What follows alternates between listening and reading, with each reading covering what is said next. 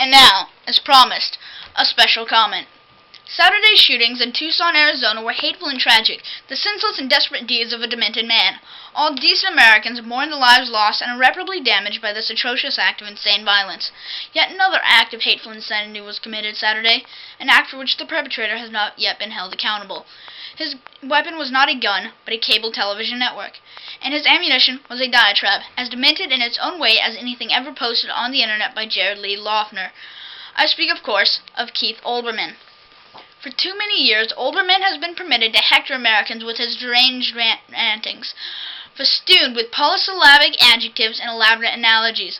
There is no political conflict too mundane, nor any legislative battle too routine for MSNBC's primetime host to whip out a comparison to Hitler and the Third Reich. And in these overblown Olbermann metaphors, it is always Republicans and conservatives who are cast as Nazis. On Saturday, it was revealed that the Tucson shooter was a 22-year-old man with a history of drug abuse. A high school friend of the gunman described him as a political radical whose views were quite liberal, even left-wing. Yet we cannot hold the Democratic Party responsible for this madman's violence. Neither should we blame Daily Kos and other liberal bloggers, nor even such irresponsible TV demagogues as Dylan Ratigan and Ed Schultz. Police say that the man who committed the Arizona shooting is in custody. Jared Lee Loughner has the right to be presumed innocent unless and until he is found guilty by a jury of his peers. But so far as we know, one man pulled the trigger. He alone is to blame. He alone will pay the penalty for his crimes. This was not good enough, however, for Keith Olbermann. In an attempt to score cheap political points from Saturday's shooting, Olbermann treated his viewers to one of the most shamelessly irresponsible lectures in his long, sad history of shameless irresponsibility. His special comment was indeed special, although probably not in the way Keith Olbermann intended. He named Sarah Palin and Sharon Angle. He named Jesse Kelly and Allen West. He named Bill O'Reilly and Glenn Beck and the Tea Party movement. Olbermann named all of these people in his Saturday special comment, suggesting that they were somehow responsible for the shooting in Tucson. But they were not responsible, neither directly nor indirectly.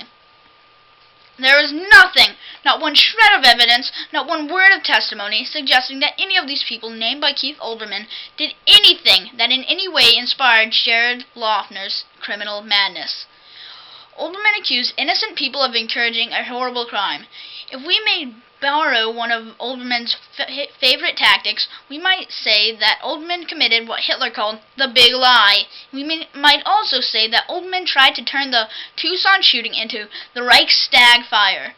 The producers and executives at MSNBC permitted Olbermann to deliver his hateful sermon. The advertisers on MSNBC paid for it. The good news, of course, is that hardly anyone watched it. Olbermann's audience is so small that his show is seen by fewer viewers than a lot of YouTube videos. For all of his dramatic language, for all of his bombastic delivery of his exaggerated, self-important political sermonettes, Olbermann attracted at most a few 100,000 viewers 5 nights a week. His audience is not 1/10 as large as the number of people who hear Rush Limbaugh's radio show every day. As a commercial enterprise, then, Olbermann's program is a complete failure. Olbermann's ratings have fallen, and they can't get up.